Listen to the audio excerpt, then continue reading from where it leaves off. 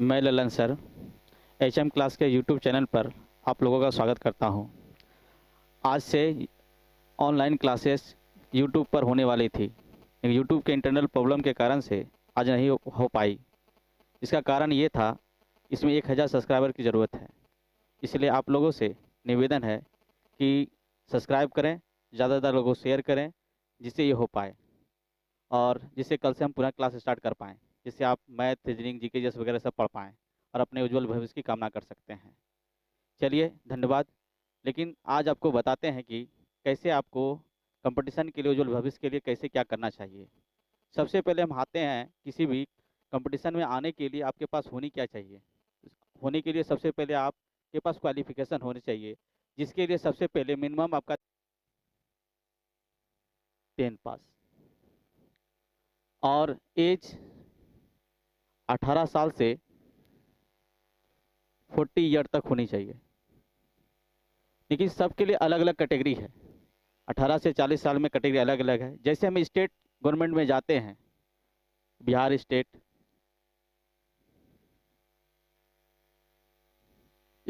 इसके लिए ये 18 से 40 है। लेकिन जैसे हम एसएससी के लिए जाते हैं, उसके लिए एज अलग हो जाता है, 18 से 30 साल, 30 ईयर। लेकिन जैसे हम एसएससी की ओर से हटकर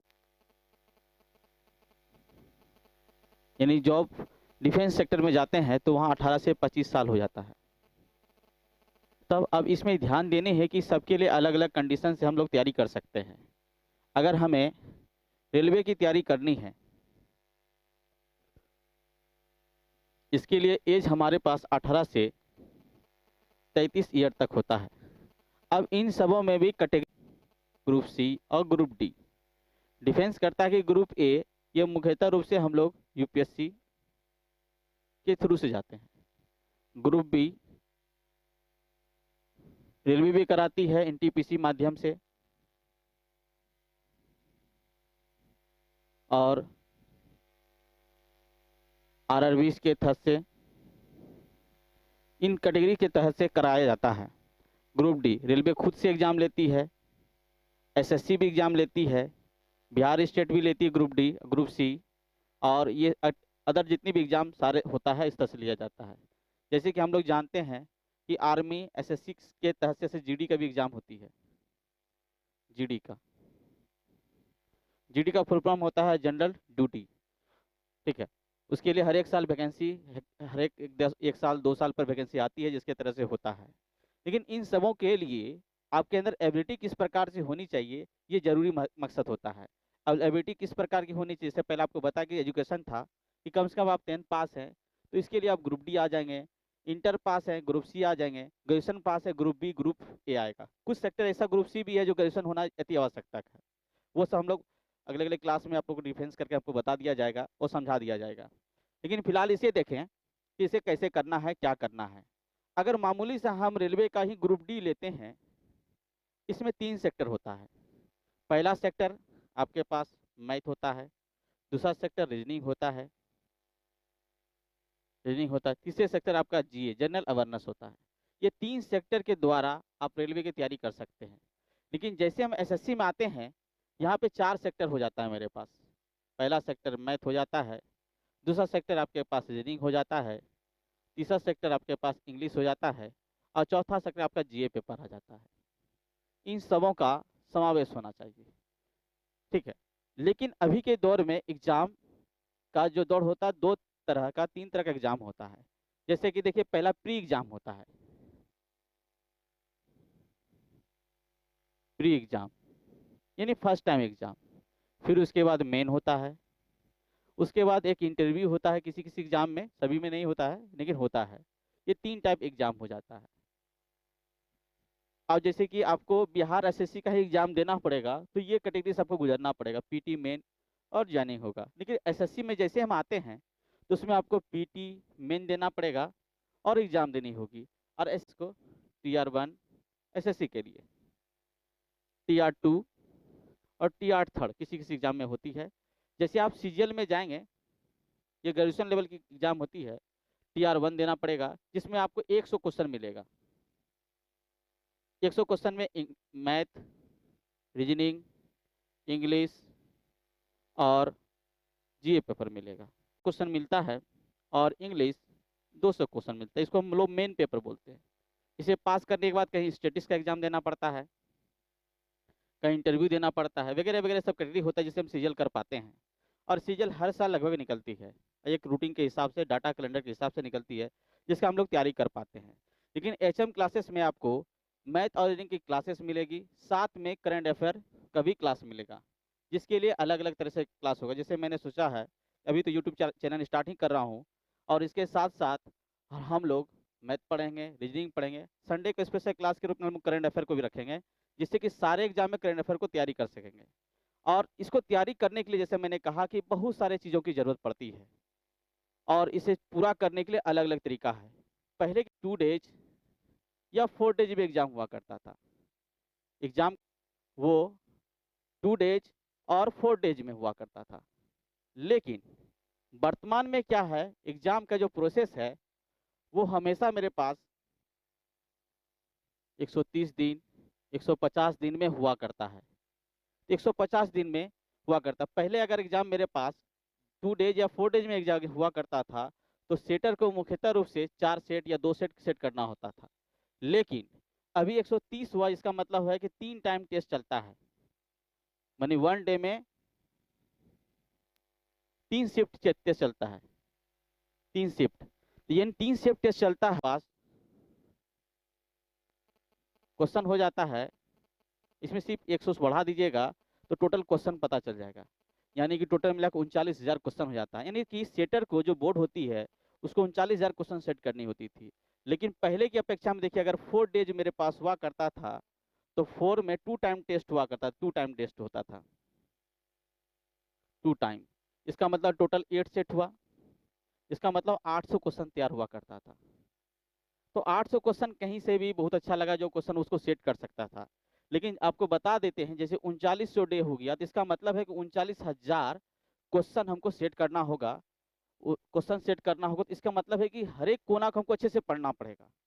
इसमें हमको इंपॉर्टेंट क्वेश्चन वगैरह क्वेश्चन करके हम लोग पढ़ लेते थे, या डिटेल पढ़ के भी काम कर सकते थे। केमिस्ट्री, बायोलॉजी, मैथ पढ़नी होगी, ये सारी चीज़ पढ़नी होगी। ये सारी चीज़ पढ़ने के बाद ही हम लोग ये चीज़ कवर पाएंगे। साथ में इंग्लिश भी पढ़ना है, जीए पेपर पढ़ना है, तो जीए पेपर मेरा ये सेक्टर से मेरा ये जीए पेपर कवर हो जाता है। इंग्लिश के लिए मैं आपको कहूँगा कि आप ग्रामर को अच्छा से देखें, और साथ में द हिंदू पेपर पढ़ें, जिससे कि आपका बहुत अच्छा इंग्लिश तैयार हो पाए, और किसी अच्छे टीचर से आप मिलें जिससे वो कवर हो पाए। भविष्य में हम चाहेंगे कि आपके इस चैनल पर भी इंग्लिश सुविधा आपको कराया जाए, ये भविष्य की बात है। लेकिन ये 2 टॉपिक बचती है, मैथ और रीजनिंग, जो इस टॉपिक पे चैनल पे आपको भरपूर मात्रा में मिलेगा, क्योंकि हम मैथ और रीजनिंग पढ़ाते हैं और समझाते हैं और सिखाते हैं, और जितना ज़्यादा प्रैक्टिस कराएंगे। मैथ और रीजनिंग तभी कवर होगा जितना ज़्यादा हम प्रैक्टिस करेंगे, जितना ज़्यादा अपने में निखार ला लेंगे, तो उसके हिसाब से काम कहा जाए। एक सिंपल से एग्जाम्पल है, जब जूते को हम बचपन में पॉलिश करते हैं, अभी भी करते होंगे आप लोग, अगर वो कच्चा हो तो वो हम ब्रश मिलाते हैं तो वो चमक आता है। जब वो सूख जाता है फिर उस पर हम ब्रश मारें तो उस पर क्या होता है, चमक नहीं आता है। इसका मतलब है जिस चीज़ को हम पढ़ रहे हैं, जिस समय पढ़ रहे हैं, उसको अगर अच्छे से पढ़ा जाए, उस पर अच्छे से शाइनिंग पे काम किया जाए, मेरे में चमक आएगा। इसलिए हमको जिसमें पढ़ें एक तन मन से अच्छे से पढ़ना है। ये नहीं कि पढ़ रहे हैं कुछ और सोच रहे हैं, ऐसा कुछ नहीं, पढ़े कि नहीं होगा कि नहीं होगा, ऐसा काम नहीं करना। एकदम तन मन से अच्छे से इसको पढ़ना है, जिससे एक अच्छा रिजल्ट हो पाए। रिजल्ट की चिंता ज़्यादा नहीं करना, मेहनत की चिंता करना है। वो मेहनत कैसा करना है, स्मार्ट वाला मेहनत करना है। स्मार्ट माइंड से मेहनत कीजिएगा, सफलता आपके पास ज़्यादा होगी। जैसा कि जान रहे कि एचएम क्लास में हर एक साल बहुत अच्छा रिजल्ट देता है, ये एक सामूहिक रिजल्ट है। साथ में ये तरीका है जिसको अपनाने से आपका रिजल्ट बहुत अच्छा होगा। अब आगे की ओर देखते हैं। जैसे आपको मैंने कहा कि यहाँ पे मैथ और रीजनिंग की आपको पढ़ाई होगी, और मैथ रीजनिंग आपको समझाया जाएगा। तो मैथ रीजनिंग किस तरह से समझाया जाएगा, इसका टॉपिक क्या क्या है, इस बात को हम लोग देखेंगे अगले क्लास में, डिटेल से देखेंगे। लेकिन साथ में फिलहाल मैथ के लिए थोड़ा सा हम लोग आपको बात कर लेते हैं कि मैथ में आपको क्या क्या हम पढ़ाएंगे और किस तरह से करेंगे। ठीक है, आपको पढ़ाना है हमको मैथ। मेरे टाइप से ये 4 टाइप का मैथ है। अगर 4 टाइप को हम लोग देख लें तो ये अच्छे से कर सकते हैं। पहले सिस्टम में जो मेरे पास रहता है, इसमें हम लोग कहते हैं, इसको संख्या पद्धति कहते हैं, संख्या पद्धति कहते हैं, जिसको हम लोग नंबर सिस्टम भी कहते हैं। छोटी छोटी चीज को लिखेंगे आप समझ पाएंगे, इसको नंबर सिस्टम कहते हैं। नंबर सिस्टम में टोटल मिला के मेरे हिसाब से 16 एक्सरसाइज है, 16 एक्सरसाइज है मेरे हिसाब से। लेकिन अलग अलग चैनल पर अलग अलग महान टीचरों के द्वारा अलग अलग टाइप से पढ़ाया जाता है, अलग अलग बुक में अलग तरीके से मिलेगा आपको। लेकिन मेरे तरफ से 16 एक्सरसाइज इसमें आता है। बहुत सारे चैप्टर है नंबर सिस्टम से। एलसीएम हो गया, नंबर सिस्टम संख्या पद्धति पर आधारित क्वेश्चन हो गया आपका, जैसे कि प्रोबेबिलिटी है, सारा क्वेश्चन इस पे एक हिसाब से हम बना सकते हैं। ऐसे जितने भी चैप्टर है, सारे चैप्टर एक दूसरे से मिलाप करता है। दूसरा चैप्टर आता है कॉमर्शियल यानी व्यावसायिक, व्यावसायिक यानी कॉमर्शियल, कॉमर्शियल चैप्टर, जिसमें आपका परसेंटेज, थोड़ी थोड़ी हम इंट्रोडक्शन लेंगे, percentage, loss and profit, loss and profit, और टीडी जैसे आपका ट्रेडल होता है, शेयर स्टॉक होता है, ये सारा चीज इसमें बहुत सारा चैप्टर आता है आपके पास, ये सब चीज होता है। तीसरा चैप्टर होता है आपके पास रेशियो, रेशियो एंड प्रोपोर्शन यानी अनुपात और समानुपात।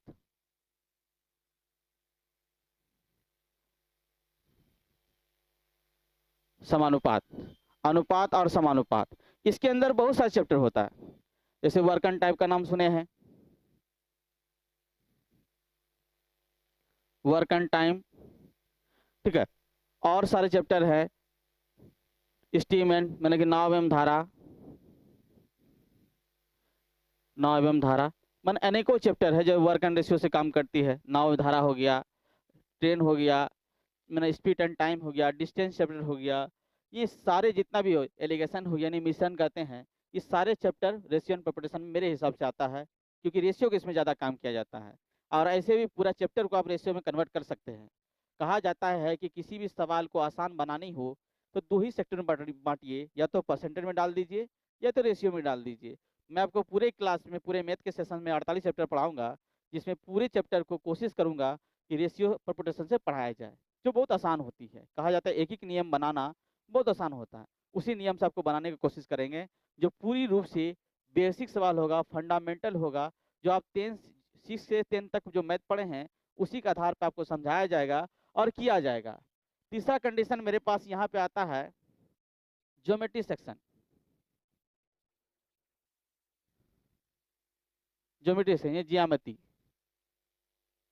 ज्यामिति, ज्योमेट्री सेक्शन, इसमें हम लोग ट्रिग्नोमेट्री को पढ़ते हैं। ये सारे सेक्टर को हम पढ़ेंगे। निकल अगले क्लास में जो हम आपको पढ़ाएंगे वो नंबर ऑफ सिस्टम से स्टार्ट होगा। और फिर मैं कहना चाहूँगा सभी से कि आप जितने भी मेरे व्यूवर हैं, जितने मेरे स्टूडेंट हैं और स्टूडेंट के जो कजन हैं, जो को चाहने वाले हैं, वो सभी लोग इस चैनल को सब्सक्राइब कीजिए, जिससे पुनः क्लास कल से ऑनलाइन स्टार्ट हो पाए, जिससे आप भरपूर मात्रा में इसे लाभ उठा पाएँ। और क्योंकि जैसा यूट्यूब का नियम है, कम से कम 1000 सब्सक्राइबर होना जरूरी है, और 1000 सब्सक्राइब होने के लिए आप लोग को इसे सब्सक्राइबर करना जरूर है। साथ के सब्सक्राइब करें, साथ में बेल आइकन को दबाएं, जिससे कि ज़्यादा हो पाए। थैंक यू, आज के लिए धन्यवाद।